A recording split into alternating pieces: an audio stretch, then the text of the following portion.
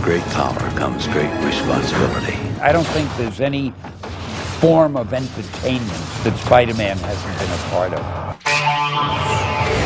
I never thought that I would be wearing a skin-tight suit day in and day out. Summertime means superheroes. And we've got one who plans to stick. I'm going and seeing it 8 times opening day. It's physical, it's tears, it's laughter, it's fighting. With Sam directing and Tobey Spider-Man and Willem as the Green Goblin, it really just brought the film up to a level that I don't think it would have been without them. Having it girl Kirsten Dunst doesn't hurt either. Wow. If you like action, romance, You are amazing. and 8-legged creepy crawly creatures, then we've got you covered. Hang with us as we get caught up in the web of Spider-Mania.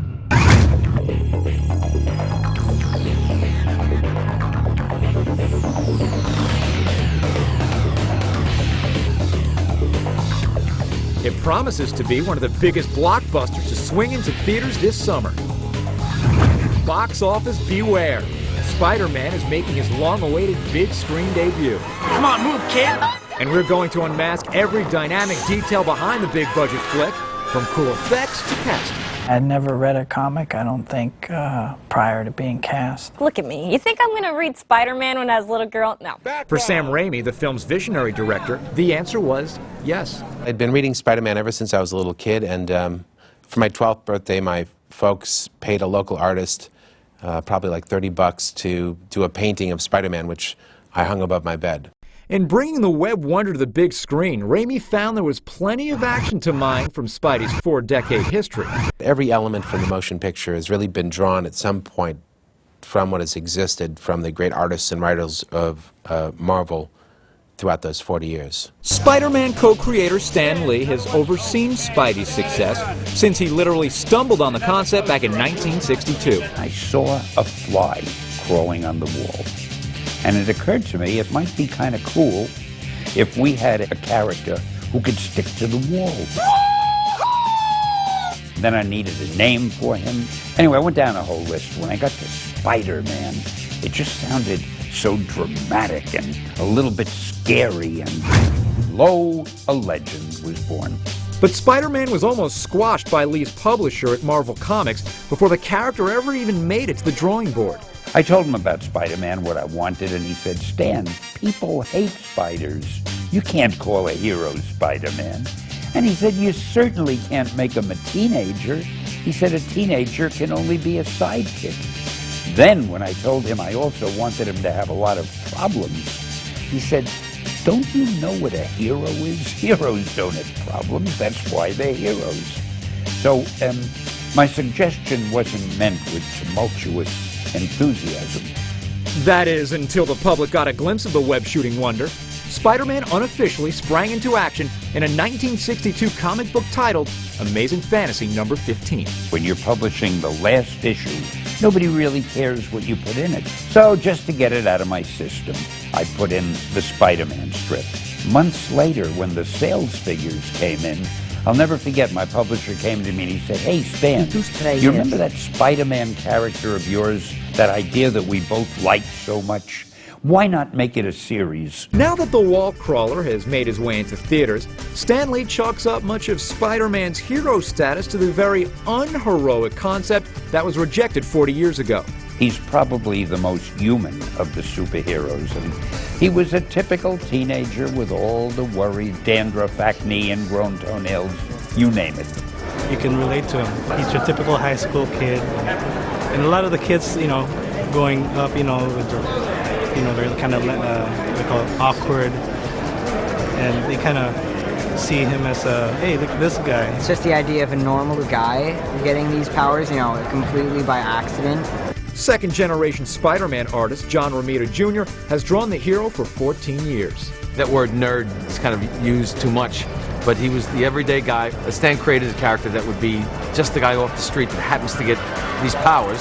Spider-Man is so beloved, and really, I think he's just the most relatable superhero, and it's a great story and a journey as a young man going into adulthood and dealing with these powers. Peter Parker has always been an outcast, and Spider-Man a misunderstood hero. And I think that's a lot of the appeal of Spider-Man, is that teenage kids understand, because they think, I'm misunderstood, just like Spider-Man is. You grow up and become an adult and you have to accept responsibility for your actions. So this is something I think is relatable that we all deal with. This movie was part of destiny. It took time for all the right people, all the stars to align. It was a tough project to pull off. Couldn't make the movie in the 80s. As a matter of fact, it would have been complicated in the early 90s from technology standpoint. The biggest struggle for me was in trying to figure out how to pull off a living, breathing Spider-Man. With a great team of animators and John Dykstra by my side, I think we actually were able to pull that off.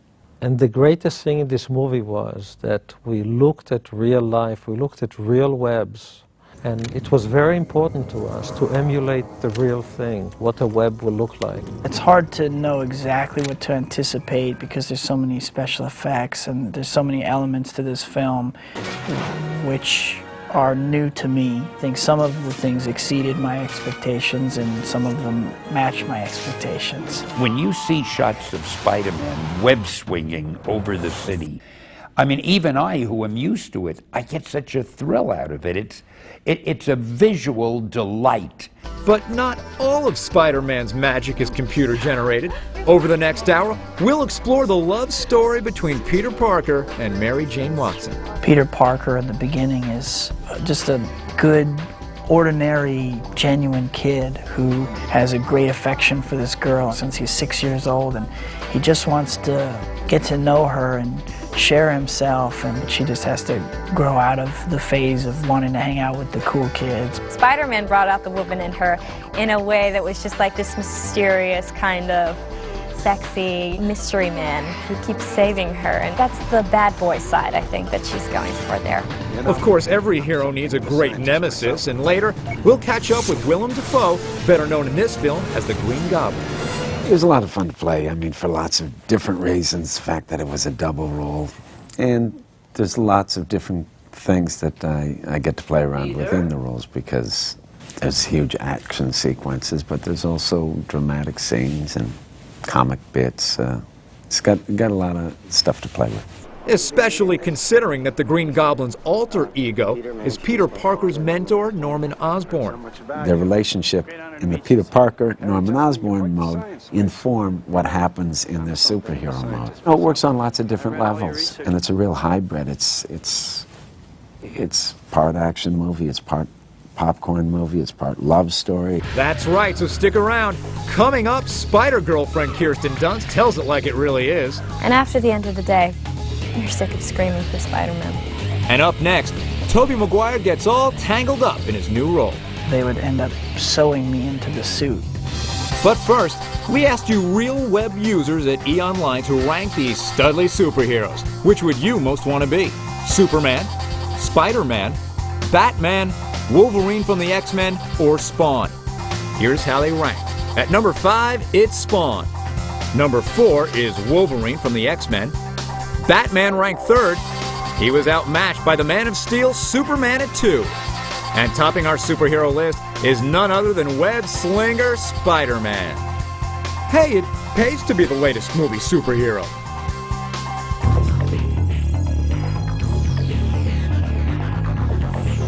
He doesn't get the girls, he's got acne, he's fairly average-looking kid. He's slightly better than average. Playing the class nerd may not seem like a meaty role, but Peter Parker is no ordinary geek. If somebody told you I was just your average, ordinary guy, not a care in the world, somebody lied. I think Peter, when he gets in the suit, he feels a certain confidence that he doesn't feel as Peter. He has a sense of humor that comes out of him that you don't see otherwise. Cheese! I liked wearing it because when I got into the action or just the movements, it really gave me a freedom to step into that character. But landing the lead in Spider-Man wasn't that easy for Tobey Maguire. I had to read the script, and I met with Sam and talked to him about his vision for the film. And after I did those things, I was convinced that I wanted to do it. So then Sam and I had to convince the studio to hire me for the part. This is a huge movie. So the first inclination is, let's find a bankable action star. But no one cares about this guy until you get to know Peter. And Tobey, he nailed the dismount. Once they explored with me the character of Peter Parker and who he was, they absolutely understood the choice of Tobey Maguire and got behind it 100%. Tobey Maguire took up acting at age 12. Tobey then starred beside Michael Douglas in Wonder Boys. We had a lot of young actors interested in the role of Spider-Man. What we really were looking for was someone who was very real in their performance. And once I saw Tobey Maguire in Cider House Rules, I thought he was the guy for the job. I threw on a blue unitard and did a fight scene, and I was in pretty good shape, so I peeled off the upper half of the unitard, tied it off of my waist, and did a topless fight scene for them. I think he's the best actor of his generation, and he was quite well known in the community and actors, kind of an actor's actor. But it really comes down to, does it feel right to me? Do I respond to it? And just having that feeling that I really want to be a part of telling the story, and that's what happened to me on this. He's very personable, has a great charisma, and I felt I could really communicate with him. You know, that inspired me, that let me think we could almost make anything happen together. Including bulking up this vegetarian leading man to superhero size. I had to eat lots of tofu. Yeah. Prepared in very different, strange ways. Right. I trained for 5 months, 6 days a week, a combination of gymnastics, martial arts, yoga, weight training, high-end cardio stuff like cycling and running. I was working with a nutritionist, and then I got into the wire work and the actual fight choreography. He worked out five hours a day. He's very focused. He's an incredible young man. Then there was the task of crafting the costume.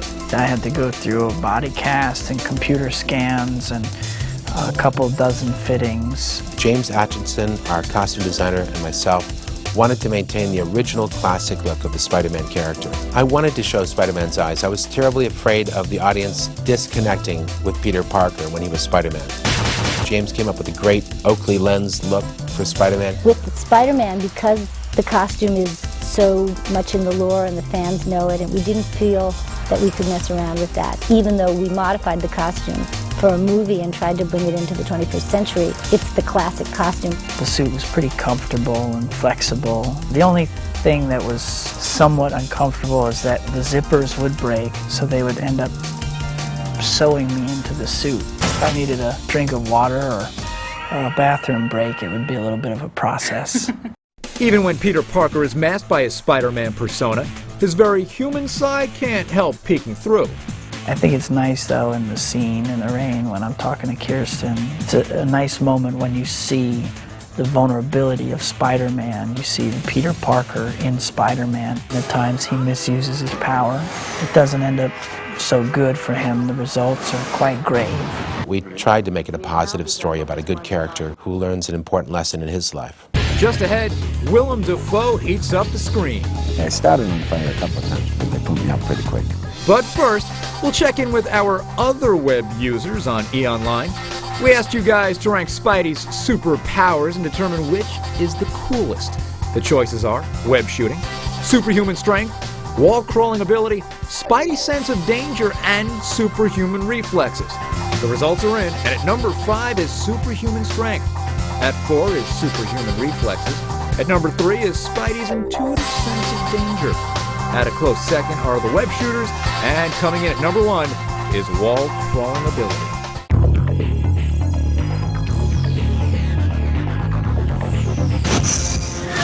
Whatever it is, somebody has to stop it. When news hit Hollywood that Spider-Man needed an exceptional star to don the guise of the Green Goblin, heavyweights like Nicolas Cage and John Malkovich were up for the job. But ultimately, the role of a villain hell-bent on Spidey's destruction went to the accomplished actor who wanted it the most. It's not exactly like they were breaking down my door to have me in this movie. It was something that I actually lobbied for. I got my hands on a script, I read it, I thought it was really strong. The role of the villain, guy that basically functions as the villain in the movie, it was a very cool role. I talked to Sam.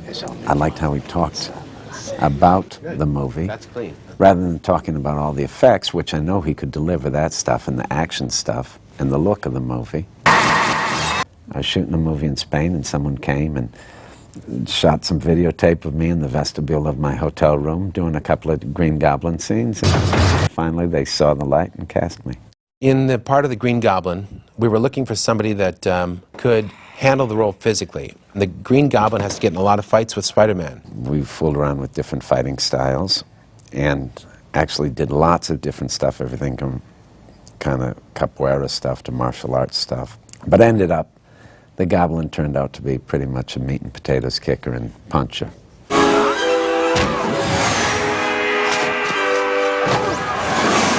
That would contrast best with Spider-Man's sort of acrobatic style. Performing those stunts in the elaborate Green Goblin costume was another challenge. I had to learn how to deal with the costume, which was pretty extreme.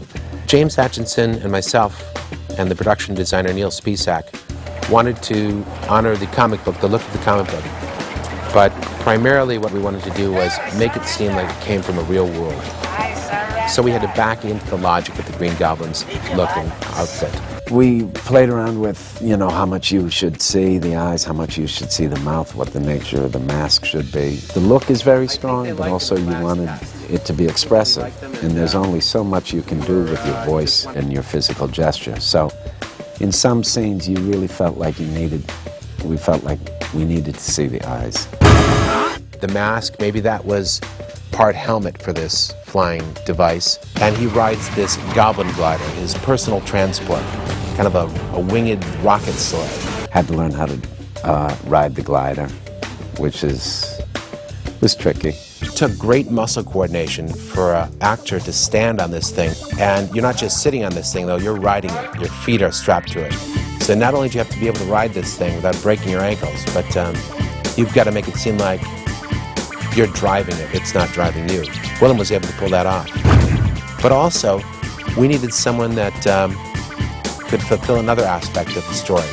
There's a relationship between the character Willem plays, Norman Osborn, and Peter Parker, who's Spider-Man's alter ego.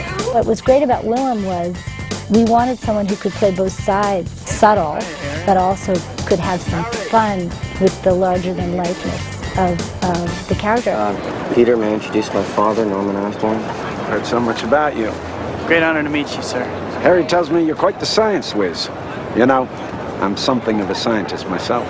We wanted Willem to even admire Toby over his own son, James Franco, because we felt there'd be an interesting jealousy dynamic between James Franco and Toby. I read all your research on nanotechnology. Really brilliant. And you understood it? Yes, I wrote a paper on it. Impressive.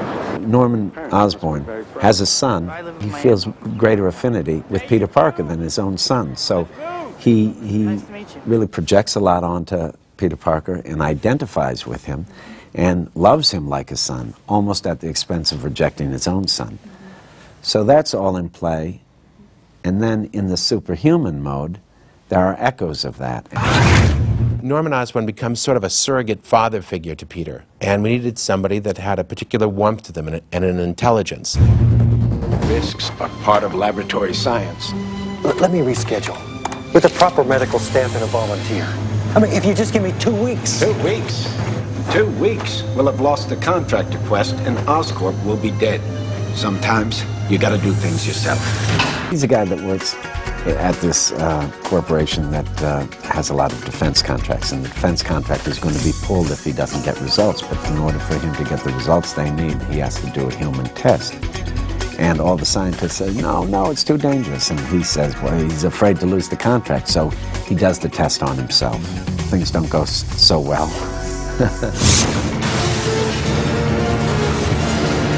And he's transformed to the Goblin. It's basically like Dr. Jekyll and Mr. Hyde syndrome. It's 2 parts of a person, sort of the dark side and the not so dark side, fighting for his soul. We knew we didn't want to do any fancy camera stuff. The biggest challenge was to be able to distinguish between the two voices, not make them slide into each other, make them distinct. You killed them. We killed them! We? The accident in your laboratory. The performance enhancers. But also have it be plausible that they would be coming from the same person. We killed them, Norman. We? Your accident in the lab. That directly parallels Peter Parker's transformation. Peter Parker has an accident, he's bit by a spider, and he becomes Spider-Man. There's very close parallels. Once the Green Goblin finds out that his arch nemesis, Spider-Man, is none other than the boy that he's given everything to, even at the expense of his own son's love, he feels terribly betrayed. How strange. There's nobody here.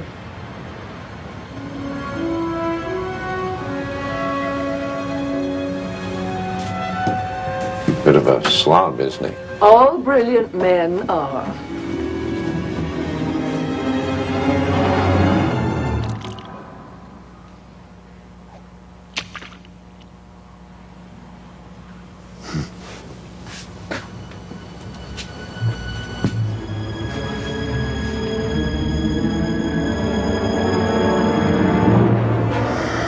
By night, the Green Goblin battles Spider-Man. So little do these people realize that although he's his surrogate son, they fight to the death by night. Foe stuck to his guns when it came to doing his own stunts. Personally, I like doing that stuff. It's fun to do, it's challenging, and it's all part of it. It's as important as the dramatic scenes, and I don't know, if you don't do those scenes, I don't know how to go the next step in the character. 3, 2, 1, go. The movement of the goblin is so important. It was important to have it be very specific to me, and I didn't want to get generalized. He's such a strong actor. I had no idea what to expect because I can't see his personality in his roles because he's just very chameleon-like. One of the traits I found interesting is you couldn't keep this guy in his trailer if you tried. He was like always hovering on set, just wanting to get in there and work. Coming up, Kirsten connects with co-star Tobey Maguire, both on screen and off. It just worked between us, and I felt it too. But not before we go back to the real web. We asked the online users which of these villains is the coolest.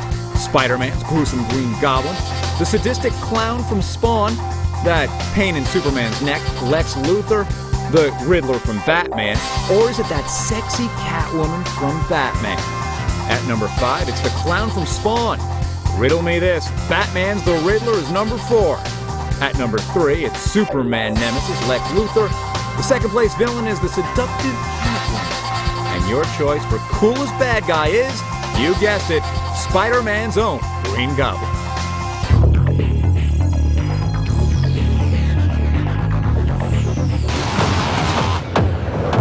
He saved my life twice, and I've never even seen his face. Bringing Spider-Man to the silver screen meant delivering large doses of action and special effects.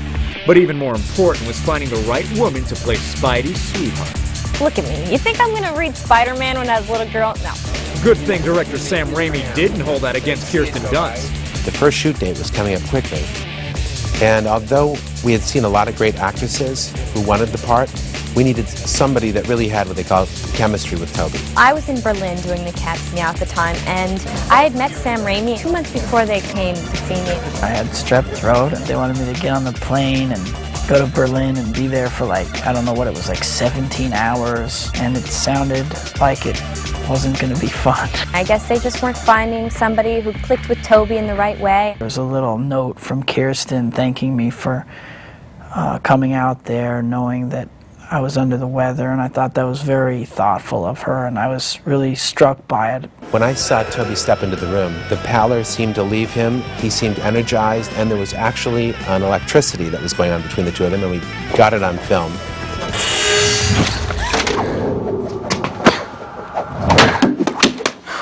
Wow, great reflexes.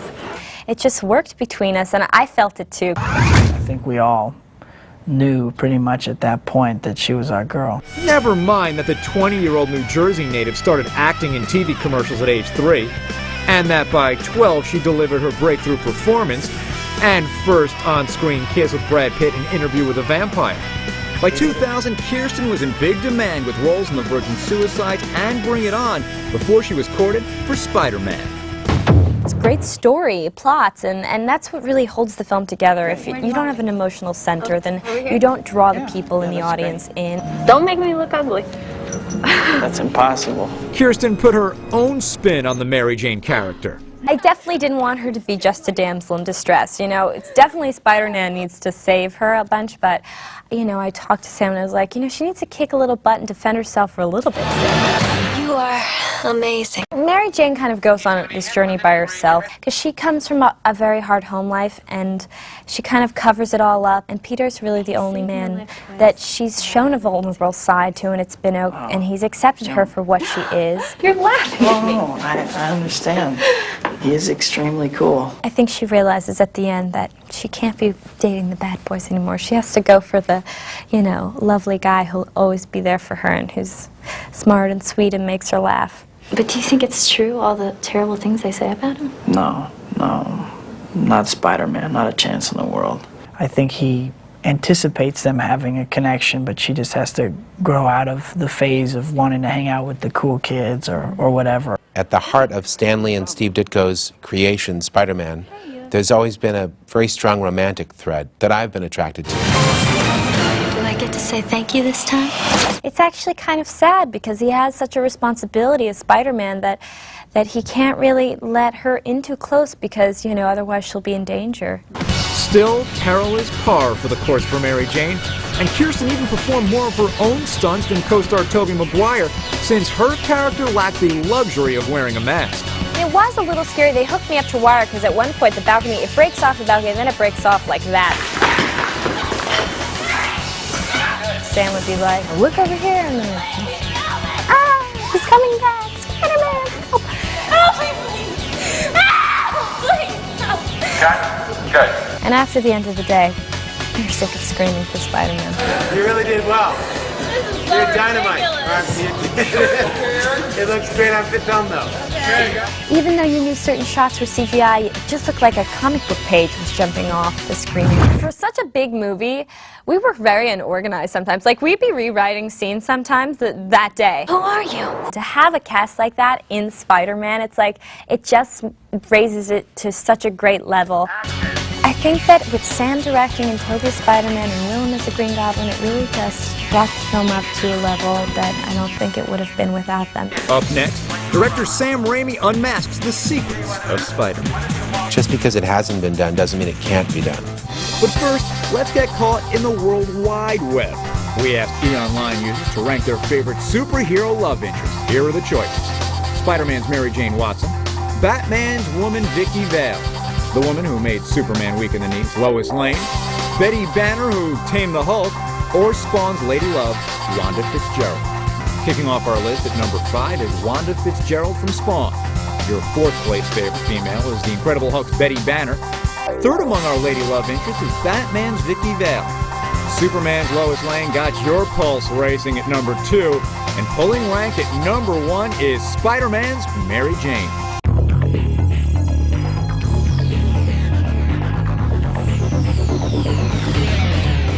In Hollywood, no blockbuster comes to life overnight. Spider-Man had been in search of the right director for years. Producer, Avi Arad. Walked into the room and I saw there was goodness in his face. There was something in there that said, I trust this guy. That was one. 2, in his childhood, his parents actually, as a gift, painted Spider-Man behind his bed. So I knew he had that commitment to the character. All right, let's see a rehearsal. Practicing. Sam was a big Spider-Man fan from the time he was a child, and I think had a kind of passion about the project. They knew he was a more than capable filmmaker who had a kind of unique style. He's kind of has this wonderful sly humor which seemed to fit, and he had this kind of connection or relationship to the character, and it was something that he had loved all his life. So I think that's what got him the job, to tell you the truth. Background! Background, roll camera, and action! Cut! Oh yeah, I was terrified going into making Spider-Man. Action. I never thought that I would get hired for the job. Great. Looks good. Let's get one more. Get one more. That's a print. Yeah, we had a good time on the film. It was a very, like, you know, a lot of opinions, a lot of pressure, a lot of studio heads coming in, this and that. I mean, they definitely left Sam alone, you know, a good portion of the time, but then there'd just be a line of people at the monitor waiting for him to prove stuff. With the pressure that Sam had, he really handled it so gracefully, and I never heard him raise his voice once. I just thought Sony Pictures would hire somebody with more of a track record for this type of bigger picture behind them. So when I got the job, I was terrified. I mean, how was I going to make these extraordinary movements of Spider-Man with all his grace and agility swinging through the canyons of Manhattan be as good as all the fans knew they should be? Raimi thought wrong. With Sam at the helm, the actors came on board. I knew Sam Raimi was attached, which really helped to define what kind of movie it was going to be for me. He's very inspiring to work for. He really loves Spider-Man with such a passion, and his eyes twinkle when he speaks about Spider-Man, like a little boy. Sam Raimi, the director, runs a pretty fun set and really encourages the actors to personalize stuff and bring stuff to the role and invent stuff. So people are always inventing things and surprising you. Good. Okay, that's clean. He had always had time to deal with everything, and he was very encouraging for me to contribute my ideas. He made me really feel like a collaborator and a partner of his through the process of making this film. When it came to creating a comic book world on screen, Raimi enlisted the help of some other partners. I was fortunate in that I met up with John Dykstra, our visual effects designer, and he really is a genius. He said to me, just because it hasn't been done doesn't mean it can't be done. Yeah, and I hate when the other guy gets the good line. But every element from the motion picture has really been drawn at some point from what has existed from the great artists and writers of Marvel throughout those 40 years. Filmmakers now have grown up with that comic book as a child, and they really want to make these comic books. Because what better material for a director than a character that he knows so intimately and loves? It's really perfect for somebody to direct. The main focus for this director was staying true to the original comic book principles. So now I think it's a story of a young boy who is slightly irresponsible and how he learns to become a slightly responsible young man. So it's a coming-of-age story, but we tried to make it a positive story about a good character who learns an important lesson in his life. I don't want to fight you, Flash. I wouldn't want to fight you neither. Raimi thinks in the end, Spider-Man fans and curious moviegoers worldwide will be pleased. I hope they feel exhilarated and uplifted, and like any story of a hero, I hope it shows us in some small way of the good that we're capable of. Sure, this movie is about action, romance, and life lessons, but what would Spider-Man be without, well, spiders? And in the case of this movie, real spiders. I'm an entomological consultant and an arachnologist, which means in common terms, I'm a bug wrangler and I solve bug problems for the movie industry. I brought in some tiny spiders, and that's what Sam wanted, and I demonstrated how to make spiders go up and down and different things I could do, and they liked what I could do, and they realized that I was the right person. Steven Kutcher's specialty is spiders. Spiders of almost any breed. On the film, Kutcher was called on to direct the arachnids for the scene where Peter Parker encounters the genetically engineered spider. We used 4 spiders in Spider-Man: Cucucamia, Agilinity, Delana. Genes from those 3 spiders were taken to make a mutant spider, which was played by Steatoda. And Steatoda is the spider that webs down and bites him. And that spider has very unique characteristics, and they were apparently transferred to Peter, and Peter became this incredible superhero. So I had to create that whole scenario. Kutcher's 8-legged actors even won over their 2-legged counterparts. People on the set really loved my spiders because they were interested in it. They'd come over and look and see what the spiders were doing. And so that was kind of fun, and then I got to demonstrate different things I can do with spiders and answer questions about spiders. Ironically, the cast member who seemed the most uncomfortable with Kutcher's creatures was Spider-Man himself, Tobey Maguire. Well, he was questioning it a little bit because all of a sudden he's going to have this spider web down on him. But he handled it as a professional. He really did a good job. And once he got into it, then the issue wasn't the spider anymore. The issue was, let's get a really good shot. Special effects were no match for the real thing. I was hoping that they would use real spiders, because real spiders do what real spiders do. They could have easily computer generated it, but it could have easily not looked good either. Spiders aren't the only creatures who crawl at Kutcher's command. I got started in the film industry because my major professor got a call for someone to take care of 10,000 African locusts. And it ended up being 3,000 African locusts, and the person to take care of them ended up being me. And I worked on The Exorcist 2 for over a 6-month period. And that was my first start. Yeah. And then pretty soon other people were calling because they realized that I was really good with the specialty of working with insects and spiders. Casting the right arachnid can be as tough as finding the right actors. I know people who raise spiders, and we had some spiders shipped in from New Zealand. Between films, this spider wrangler keeps his prized specimens in tip-top form with a strict regimen of exercise and web spinning. What I'm going to demonstrate is how spiders can climb up something slippery like this plexiglass, which is really slippery. And so what I have is a pink-toed tarantula. So you can try this at home. Spider-Man is just a great character. I mean, I can think of superheroes that wouldn't be quite as good, like Slugman would not make it very well. And the colors, red and blue, I mean, if they added white, what more American can a superhero be?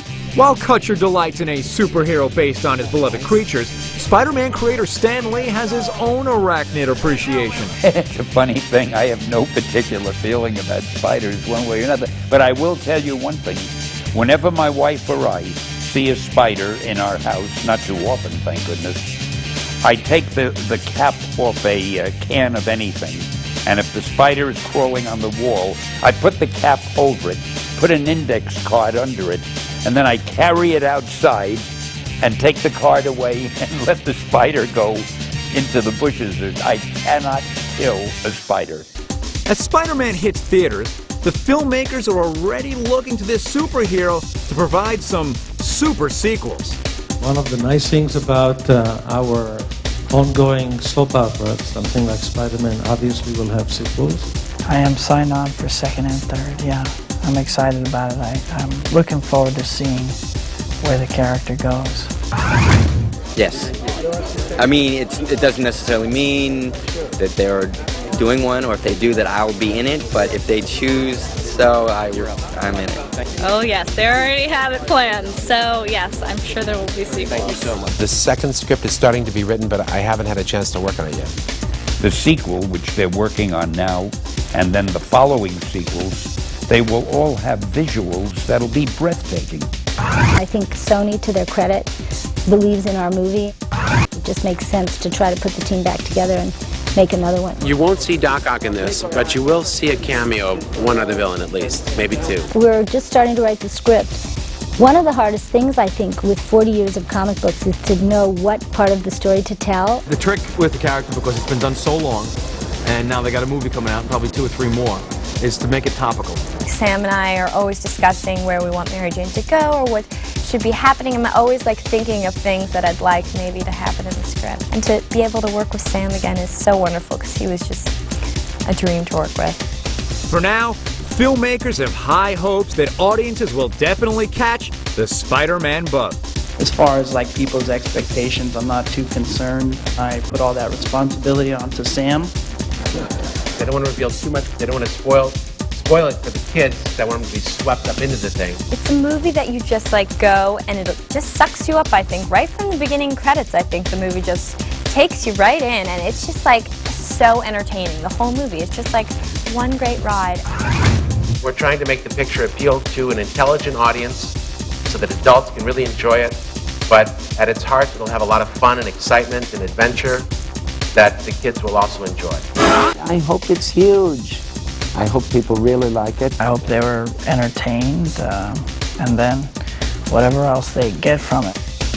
When I see a film, I like to be entertained, possibly educated. You'll have to see the movie and figure out what's coming next. Who are